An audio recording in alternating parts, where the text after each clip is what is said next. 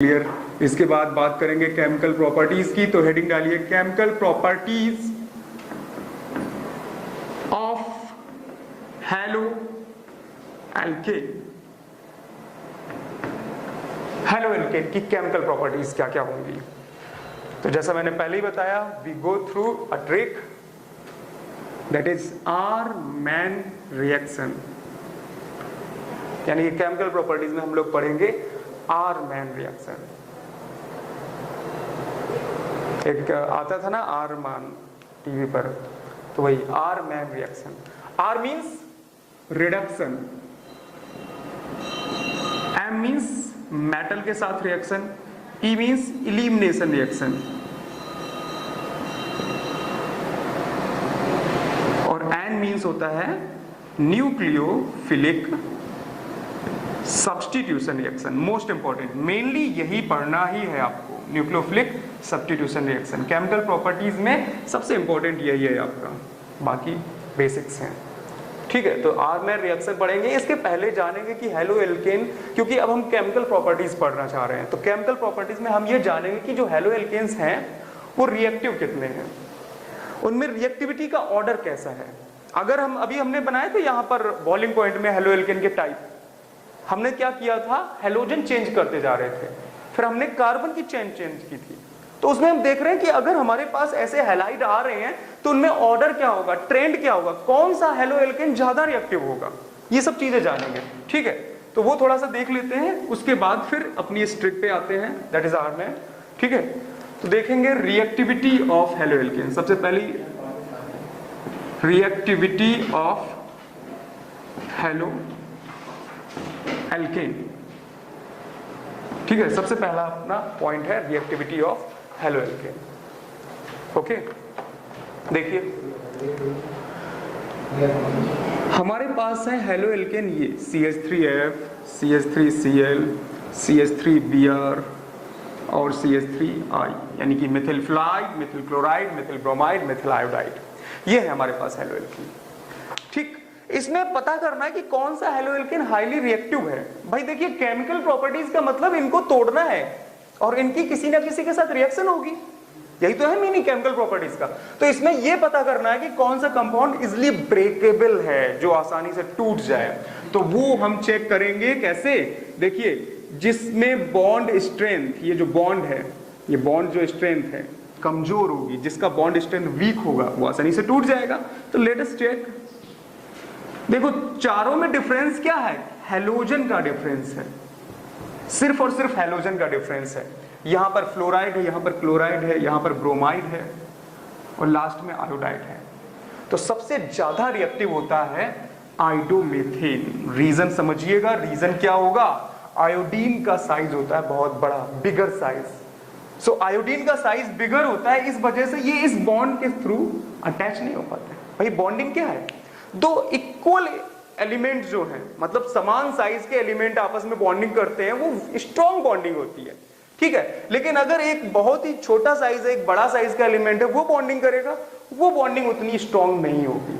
ठीक है, तो यहां पर साइज बहुत ज्यादा है, ये समझ लो ना। मान लो कोई एक चीज है और उसके एक तरफ हमने बहुत ही हैवी चीज लटका दी और इधर मैंने बहुत हल्का पार्टिकल लगाया, तो हैवी पार्टिकल जो होगा वो बैलेंस रहेगा, नहीं बैलेंस रहेगा। बैलेंस कब होगा, जब इधर भी इक्वल वेट, इधर भी इक्वल वेट हो।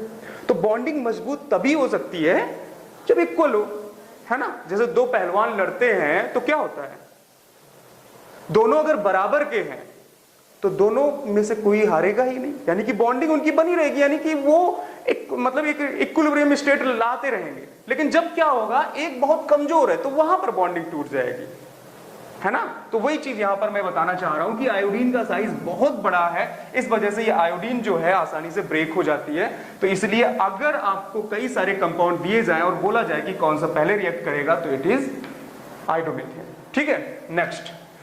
तो ये है पहला ट्रेंड रिएक्टिविटी का कि सबसे ज्यादा रिएक्टिव होता है आयोडोमेथेन। अगर हमारे primary, secondary, tertiary halo alkane है, तब क्या होगा, देखो हेलोजन वाला कार्बन, जानते ना, हेलोजन वाला कार्बन एक साइड से कार्बन से घिरा है तो प्राइमरी, तो ये आपका हो गया प्राइमरी हेलो एल्केन। हेलोजन वाला कार्बन दो साइड से कार्बन से घिरा है तो ये आपका क्या है, सेकेंडरी हेलो एल्केन। और हेलोजन वाला कार्बन अगर 3 साइड से कार्बन से घिरा है तो यहां पर होगा ये आपका क्या, tertiary halo alkane. Now have a look, देखिए किसमें रिएक्टिविटी सबसे ज्यादा होगी, कौन सा कंपाउंड हाईली रिएक्टिव होगा। लास्ट ईयर पढ़ चुके हैं हम लोग इंडक्टिव इफेक्ट। इंडक्टिव इफेक्ट क्या बोलता है कि आप देखो यहां पर रिएक्टिविटी का ट्रेंड कैसे समझेंगे कि कौन सा कंपाउंड टूट जाता है और आसानी से टूट के जो आयन बना रहा है वो स्टेबल आयन बना रहा है। तो यहां पर देखो पोलर बॉन्ड यही है ना, तो ये टूटेगा, अभी पूरी तरह नहीं ब्रेक कर रहे, तो इसलिए यहाँ पे पार्शियल नेगेटिव और यहाँ पर पार्शियल पॉजिटिव चार्ज लगा रहे हैं। ठीक है, यहाँ पर भी पार्शियल नेगेटिव और पार्शियल पॉजिटिव चार्ज लगा रहे हैं, यहाँ पर भी नेगेटिव, यहाँ पॉजिटिव। मुझे ये चेक करना है कि ये जो बन रहा है कैटायन, जो कार्बोकैटायन बन रहा है वो कौन हाईली स्टेबल है। किसको परवाह नहीं कि क्लोरीन चला गया उसके बावजूद भी वो स्टेबल है, खुश है, हैप्पी है। तो यहाँ पर वो चीज चेक करनी है। तो देखिए आप जानते हैं कि आई इफेक्ट क्या कहता है, मिथाइल ग्रुप जो है ये इलेक्ट्रॉन डोनेटिंग ग्रुप है। मिथाइल ग्रुप क्या कर रहा है, कार्बन को इलेक्ट्रॉन दे रहा है। अब देखना एक मिथाइल ग्रुप कार्बन को जब इलेक्ट्रॉन दे रहा तो इसके पॉजिटिव चार्ज में थोड़ी सी कमी आएगी। मान लो पॉजिटिव चार्ज काफी बड़ा था तो थोड़ा सा कम, ऐसा होता नहीं, चार्ज में कमी आ गई बस, तो हम ऐसे दिखा रहे हैं कि थोड़ा सा चार्ज कम हो गया, पॉजिटिव चार्ज में थोड़ी सी कमी आ गई। यहां पर क्या होगा, यहां पर भी जो पॉजिटिव चार्ज होगा, यहां पर इधर से भी मिथाइल दे रहा है इलेक्ट्रॉन, इधर से भी, यानी कि दोनों साइड से मिथाइल इलेक्ट्रॉन दे रहा, इसका पॉजिटिव चार्ज और भी कम हो जाएगा। इलेक्ट्रॉन दे रहा ना, इलेक्ट्रॉन मींस नेगेटिव। अगर किसी स्पीसीज के पास नेगेटिव चार्ज आ रहा है तो उसका पॉजिटिव चार्ज घटता जाएगा, उसके ऊपर नेगेटिव इफेक्ट आने लग जाएगा, तो इसका पॉजिटिव चार्ज और भी घट जाएगा। लेकिन यहां देखो टर्सरी हेलो एल्केन के केस में तीन तरफ से मिथाइल ग्रुप क्या कर रहा है, इलेक्ट्रॉन फेंक रहा है, तो यहां पर पॉजिटिव चार्ज जो है बिल्कुल ना के बराबर रह जाएगा, खत्म हो जाएगा लगभग। और जब यहां पर पॉजिटिव चार्ज बिल्कुल ना के बराबर रह जाएगा तो ये Cl जो नेगेटिव चार्ज लिए फिर रहा है, ये इससे कैसे जुड़ा रह जाएगा, नहीं जुड़ा रह पाएगा। समझ रहे हो ना भाई, दो चार्ज स्पीसीज ही तो आपस में बॉन्ड बनाएंगी, एक डिस्चार्ज एक चार्ज से बॉन्ड कैसे बनेगा, नहीं बनेगा। तो यहां पर इसका चार्ज बिल्कुल खत्म हो जाता है, क्यों, मिथाइल ग्रुप के प्लस आई इफेक्ट की वजह से। मिथाइल ग्रुप इसके प्लस चार्ज को खत्म कर दे रहा है, तो इस वजह से ये सबसे ज्यादा रिएक्टिव होगा, ये क्लोरीन को जाने देगा। इनके पास पॉजिटिव चार्ज ज्यादा है, ये नहीं जाने दे रहे, इनके पास पॉजिटिव चार्ज ज्यादा है तो ये क्लोरीन को नहीं जाने दे रहे। इनके पास पॉजिटिव चार्ज है ही नहीं, खत्म हो गया तो ये जाने दे रहे। ठीक है, तो यहां पर रिएक्टिविटी का ऑर्डर क्या होगा, ये होगा। ओके,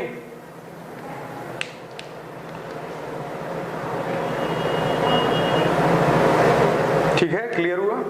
तो primary halo alkane, secondary halo alkane और टर्सरी हेलो एल्केन में कौन ज्यादा रिएक्टिव होता है, टर्सरी हेलो एल्केन। अगर आपको कहीं दिखाई दे रहा है कि टर्सरी हेलो एल्केन और प्राइमरी में कौन ज्यादा रिएक्टिव है, तो यहां पर टर्सरी हेलो एल्केन सबसे ज्यादा रिएक्टिव होगा। नॉर्मल कोई रिएक्शन होती है नॉर्मल केस में, ठीक है।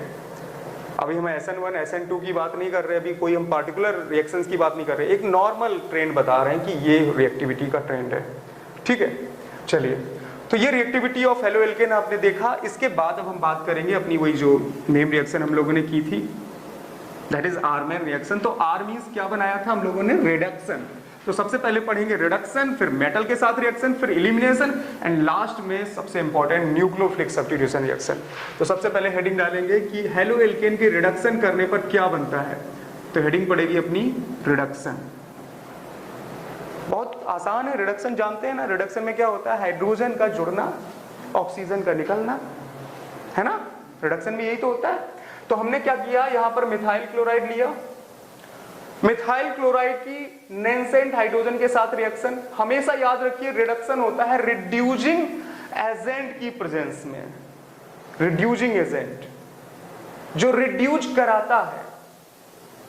अब देख लीजिए कुछ रिड्यूसिंग एजेंट के बारे में मैं आपको बताऊं कि रिड्यूसिंग एजेंट कौन कौन से हम ले सकते हैं किसी पर्टिकुलर हैलोजन जो रिडक्शन रिएक्शन होगी उसमें कौन कौन से रिड्यूसिंग एजेंट ले सकते हैं। तो एक लॉजिक है, एक ट्रिक है, देखिए SN ZN Na, that is SN oblique HCl, ZN oblique HCl और Na ऑब्लिक C2H5OH।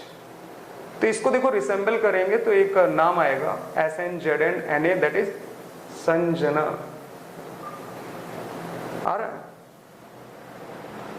और एक और रिड्यूसिंग एजेंट होते हैं, ये स्ट्रॉन्ग रिड्यूसिंग एजेंट होते हैं, LiAlH4 NaBH4, lithium aluminium hydride और सोडियम बोरोहाइड्राइड। इन दोनों को अगर स्टार्टिंग में देखें तो इसका नाम आ रहा है लीना, ठीक है। और एक लास्ट बचता है, अगर हम हाइड्रोजन का रिडक्शन कराते हैं, हाइड्रोजन तो लेंगे ही, in the presence of transition metal.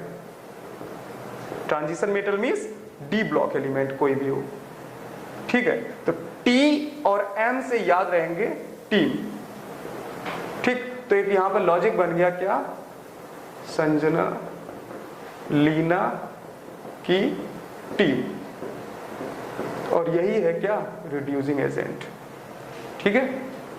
तो याद रखना SnZnNa LiNa और Tm means team, transition metal, alright.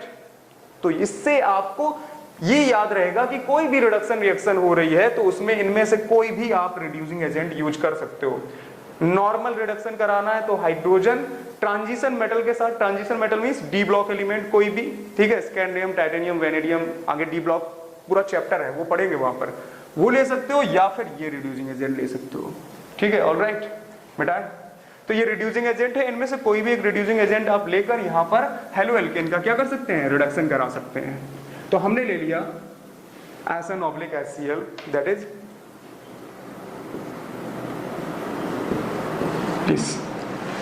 Reduction में क्या होगा, हाइड्रोजन का जुड़ना और ऑक्सीजन का निकलना। अब ऑक्सीजन तो नहीं है तो हाइड्रोजन जुड़ेगा तो कुछ निकलना चाहिए ना, यहाँ पर सारे सिंगल बॉन्डेड है ना, तो Cl यहां से निकलेगा और हाइड्रोजन यहां पर जुड़ जाएगा। तो देखो क्या बन जाएगा, दैट इज CH4, और ये जो Cl निकला है ये किसके साथ जाएगा, H के साथ, तो यहां पर बन जाएगा HCl। तो यहां आपको मीथेन गैस यानी कि एल्केन मिल जाएगा। अगर हम मिथाइल क्लोराइड ले रहे हो तो मीथेन बनेगा। अगर आप यहां पर इथाइल क्लोराइड लोगे C2H5Cl और उसका रिडक्शन कराओगे सेम रिड्यूसिंग एजेंट या कोई भी दूसरा ले सकते हैं, तो क्या बन जाएगा, दैट इज एथेन C2H6 और HCl, और ये आपका बनेगा यहां पर एथेन। बताओ, ठीक है। तो आपको क्या बनाना है, क्या आपसे पूछ रहा है एग्जाम में, उस बेस पर आप यहां पर रिएक्टेंट चेंज कर सकते हो। 2 कार्बन का अगर एल्केन बनाना है तो 2 कार्बन का एल्किल हैलाइड ले लेंगे, ठीक है। चलिए नोट कर लीजिए।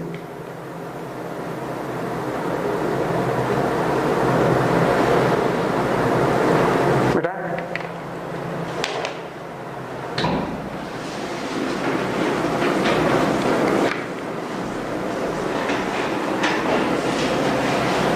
इसके बाद आता है आपका number 2, reaction with metal.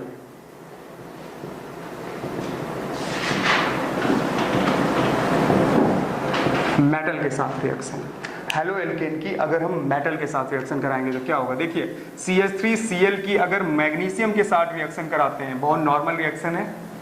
Methyl chloride की अगर मैग्नीशियम के साथ रिएक्शन कराते हैं,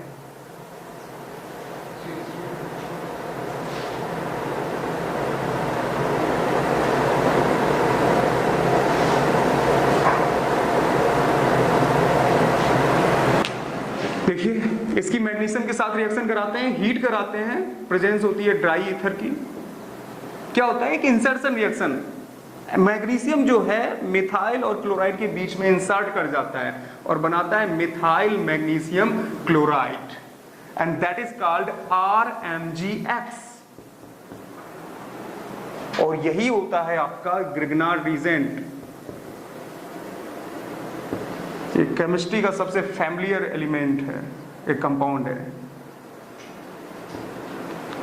इस ग्रिग्नार्ड रीजन से लगभग हर कंपाउंड रिएक्शन कर जाता है, बहुत फैमिलियर रहता है बंदा ये।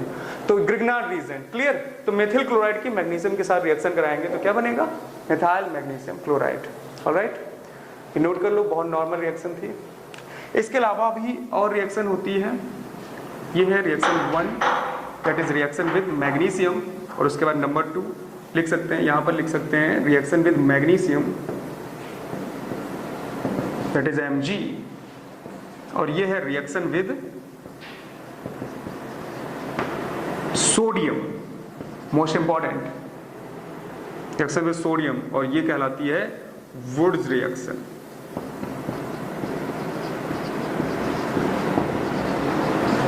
Is Wurtz reaction, reaction with sodium. ठीक, तो इस रिएक्शन को हम लोग, एक और रिएक्शन होती है वुड्स फिटिंग और एक होती है फिटिंग रिएक्शन। इन तीनों रिएक्शन को हम लोग एक साथ पढ़ेंगे, ताकि देखिए एक चीज याद रखिएगा, जो भी नेम रिएक्शन होती हैं इनको लर्न करने के लिए आपको कुछ ना कुछ लॉजिक या कुछ ना कुछ ट्रिक जरूर बनानी पड़ेगी। और उसमें एक लॉजिक यही रहता है कि कुछ नेम रिएक्शन जो लगभग सेम होती है, सिमिलर काइंड, यानी कि प्रोडक्ट सेम होगा, रिएक्टेंट सेम होगा, कैटलिस्ट चेंज कर दे रहे हैं, रिएक्टेंट डिफरेंट है, कैटलिस्ट सेम है, प्रोडक्ट सेम आ रहा है। ठीक, रिएक्टेंट डिफरेंट कर दिया, यानी कि हमें यह चेक करना है कि कौन सी नेम रिएक्शन लगभग एक दूसरे से सिमिलर है। तो वही यहां पर है, हम यहां पर बात करेंगे वुड्स रिएक्शन की और उसी के साथ बात करेंगे वुड्स फिटिंग रिएक्शन की, एंड उसी के साथ बात करेंगे फिटिंग रिएक्शन की। ये तीनों रिएक्शन सेम होती हैं, क्या सिमिलरिटी है देखिए, और तीनों रिएक्शन आपको रट जाएंगी और एक रिएक्शन पक्का आपको एग्जाम में मिल जाएगी, वुड्स रिएक्शन, वुड्स फिटिंग और फिटिंग रिएक्शन। ठीक है, देखिए वुड्स रिएक्शन में क्या होता है, मिथाइल क्लोराइड यानी कि एल्किल क्लोराइड लेते हैं, सोडियम मेटल की प्रेजेंस में रिएक्शन होती है, या हम कह सकते हैं एल्किल क्लोराइड की सोडियम के साथ reaction in the presence of dry ether. ठीक है, वुड्स रिएक्शन में दोनों ही क्या है आपके, alkyl chloride, that is methyl chloride. Wurtz Fittig reaction में क्या होता है, हम क्लोरोबेंजीन की रिएक्शन, ये दोनों रिएक्शन आगे हम जब हेलोएरीन पढ़ेंगे वहां पर रिपीट होंगी, यहां पर मैं इसलिए बता दे रहा हूं ताकि आपको ये रट जाए, रिएक्शन बिल्कुल सिमिलर हैं इसलिए मैं यहां पे बता रहा हूं। बाकी ये दोनों रिएक्शन जो हैं ये हेलोएरीन का पार्ट है। ठीक है, तो यहां पर क्लोरोबेंजीन की रिएक्शन होगी सोडियम के साथ और यहां पर होगा मिथाइल क्लोराइड, यानी कि यहां पर होगा एक बेंजीन का क्लोराइड क्लोरोबेंजीन और एक होगा alkyl chloride methyl chloride. Dry ether यहां पर भी लेंगे, देख रहे हैं सोडियम सेम है, सोडियम यहां पर भी सेम है। फिटिंग रिएक्शन में क्या होता है, दोनों ही हम क्या लेते हैं, क्लोरोबेंजीन, दोनों ही क्लोरोबेंजीन ले रहे हैं और ड्राई ईथर की प्रेजेंस में रिएक्शन हो रही है। तो आप देख रहे हैं सिमिलरिटी, सोडियम यहां पर भी सेम है, यहां पर भी सोडियम के साथ है, यहां पर भी सोडियम के साथ है, ड्राई ईथर तीनों में सेम, ड्राई ईथर यानी कैटलिस्ट भी तीनों में सेम है। अब देखिए प्रोडक्ट क्या बनेगा, अगर बात करें ऊपर वाली रिएक्शन में तो देखिए यहां से क्लोराइड और यहां से क्लोराइड और यहां से सोडियम, दो NaCl और Cl, क्या निकल जाएगा 2NaCl, देखिए निकलेगा 2NaCl। यहां पर भी देखो 2 Na और इसके 2 Cl, यहां पर भी निकलेगा 2NaCl सेम, और यहां पर भी आपका निकल रहा है 2NaCl। ठीक है, तीनों जगह से आपका सोडियम क्लोराइड निकल रहा है। अब जब सोडियम क्लोराइड आपने निकाल लिया तो अब बचा पोर्शन इतना, इनको आपस में जोड़ देंगे, दैट इज, तो ये क्या बन जाएगा CH3 सिंगल बॉन्ड CH3 और ये क्या है 2 carbon 8 single bond ane, that is ethane. यहां पर क्या बन जाएगा C6H5, देखो वहां बचा है C6H5, यहां बचा है CH3, तो ये क्या हो जाएगा C6H5 CH3, इसको बोलते हैं टॉलुइन। ठीक है, अगर इसका स्ट्रक्चर बनाए तो स्ट्रक्चर क्या होता है, ये बेंजीन और बेंजीन से जुड़ गया CH3, that is toluene. Okay, इसके बाद देखो यहां पर क्या है C6H5 इधर बचा और यहां पर भी C6H5 बचा, तो ये क्या है आपका डाइफेनिल, डाइफेनिल। ठीक है, इसका अगर स्ट्रक्चर बनाए तो स्ट्रक्चर क्या बनेगा इसका, बेंजीन दो इस तरह से अटैच हो जाएंगी। ठीक, तो देख रहे हैं आप तीनों रिएक्शन में सिमिलरिटी है, बस अंतर सिर्फ इस बात का है कि यहां पर हम ले रहे हैं वुड्स रिएक्शन में alkyl chloride methyl chloride, fitting reaction में वुड्स फिटिंग में ले रहे हैं बेंजीन का क्लोराइड यानी क्लोरोबेंजीन और अल्काइल क्लोराइड, जबकि फिटिंग में दोनों ही क्या ले रहे हैं बेंजीन का क्लोराइड। ये आप इसको देखो कैसे याद रख सकते हैं, वुड्स में केवल और केवल हम क्या ले रहे हैं मिथाइल क्लोराइड, फिटिंग में केवल और केवल क्या ले रहे हैं बेंजीन का क्लोराइड, और वुड्स और फिटिंग में क्या ले रहे हैं दोनों ले रहे हैं, यानी कि वुड्स का मतलब ये और फिटिंग का मतलब ये। फिटिंग का मतलब बेंजीन का क्लोराइड, क्लोरोबेंजीन। वुड्स का मतलब एल्किल क्लोराइड। पता चल गया? तो अब यहां से देखो एक लॉजिक बनता है,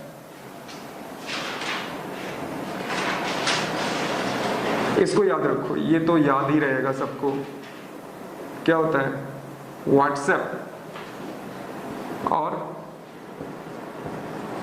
फेसबुक। देखो W4 क्या? वुड्स, यानी कि W मतलब वुड्स, और वुड्स में हम क्या लेंगे? एल्काइल क्लोराइड या एल्काइल हैलाइड। देख रहे हो? और F मतलब फिटिंग, और B मतलब बेंजीन, यानी कि फिटिंग में कौन सा क्लोराइड लेंगे? जिसमें बेंजीन हो, यानी कि क्लोरोबेंजीन। यही कंफ्यूजन था ना यहाँ पर कि क्या क्या लेना है, बस कंफ्यूजन सॉल्व। अगर केवल फिटिंग पूछा जाए तो क्लोरोबेंजीन ही लेंगे, दोनों ही रिएक्टेंट। अगर केवल वुड्स पूछा जाए तो एल्किल हैलाइड लेंगे, दोनों रिएक्टेंट। और अगर वुड्स और फिटिंग दोनों पूछे जाए तो एक बार बेंजीन का यानी क्लोरोबेंजीन और एक बार वुड्स का मतलब एल्किल हैलाइड ले लेंगे। बताइए, ठीक है? तो आई थिंक अब ये आपको रिएक्शंस भूलेंगे नहीं, ठीक है? नोट कर लीजिए इसको बाकायदा। बेटा वेरी गुड, ठीक।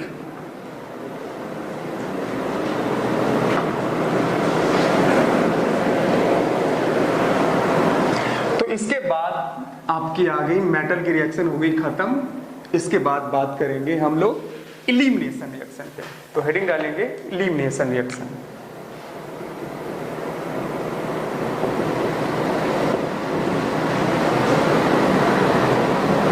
देखिए इलिमिनेशन रिएक्शन में क्या होता है, छोटा सा मॉलिक्यूल इलिमिनेट कर जाता है ना?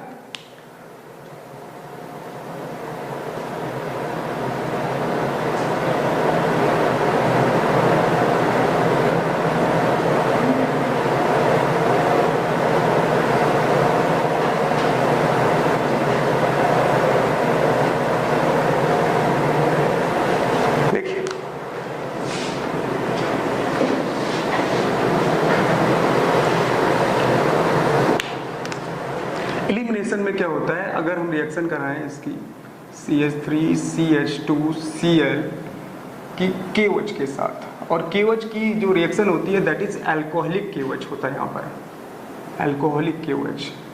तो एक्चुअली अगर मैं इसको ऐसे लिखूं तो ज़्यादा बेटर रहेगा,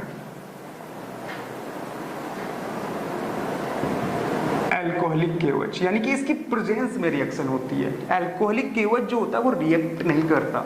एलिमिनेशन रिएक्शन में इस चीज का ध्यान रखेंगे, जब अल्कोहलिक KOH लेंगे तो रिएक्ट नहीं करेगा। और अगर यहाँ अल्कोहलिक की जगह एक्वस KOH ले लिया, समझना, अगर यहाँ पर हम एक्वस KOH ले लें तो फिर यहाँ KOH रिएक्ट कर जाएगा और वो डबल डिस्प्लेसमेंट रिएक्शन होगी, K प्लस OH माइनस में टूटेगा और यहाँ से CH3CH2 प्लस Cl माइनस, वो आगे अभी हम लोग न्यूक्लियोफिलिक सब्स्टिट्यूशन रिएक्शन में पढ़ेंगे।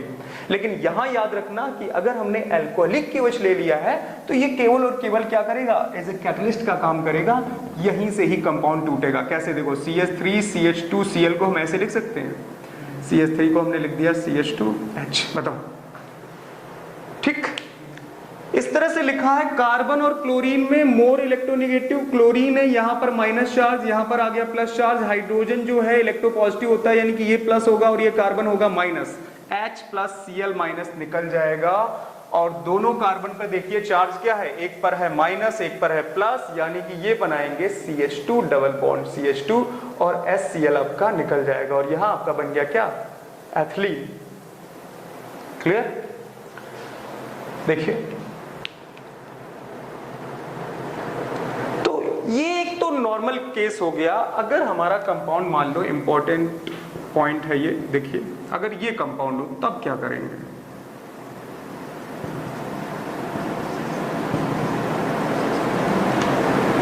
ये कंपाउंड अगर दिया गया है और इसकी अगर हम अल्कोहलिक KOH के प्रेजेंस में एलिमिनेशन रिएक्शन कराएं, बात को समझिए। देखिए इथाइल क्लोराइड के केस में हमारे पास पॉसिबिलिटी यही थी कि जिस कार्बन से हैलोजन लगा था उससे तो हैलोजन हटा दिया, जिस कार्बन से यानी कि बगल वाले कार्बन से हाइड्रोजन हटा दिया तो एक पे माइनस एक पे प्लस आएगा, बॉन्ड निकल जाएगा।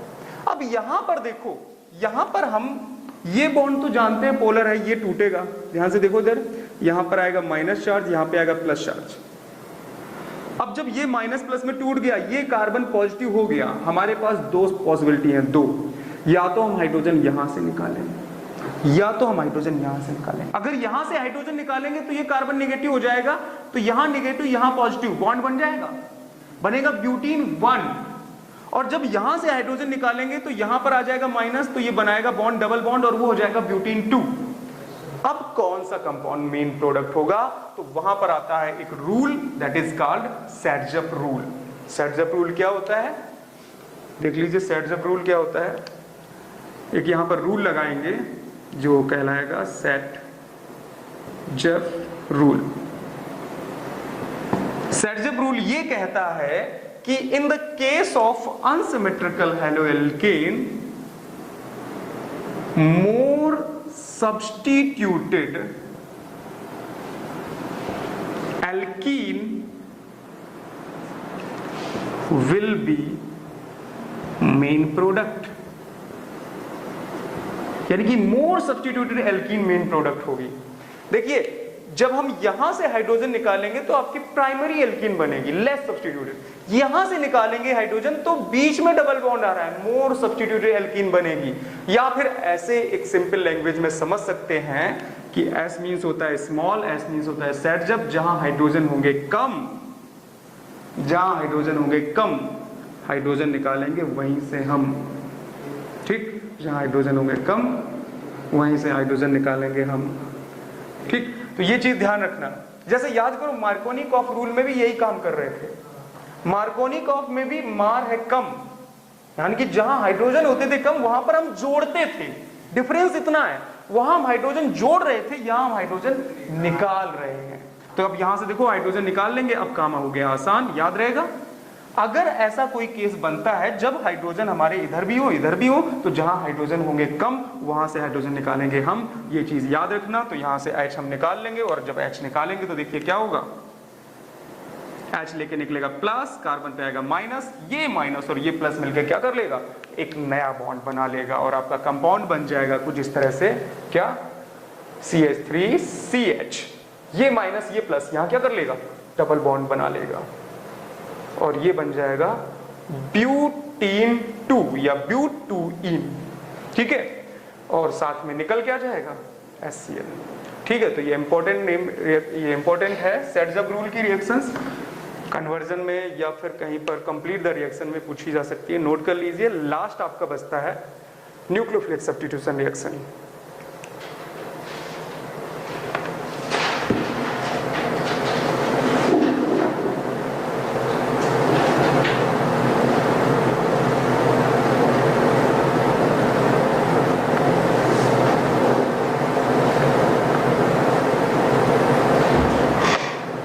देखिए न्यूक्लियोफिलिक सब्स्टिट्यूशन रिएक्शन, अब हेडिंग डालेंगे।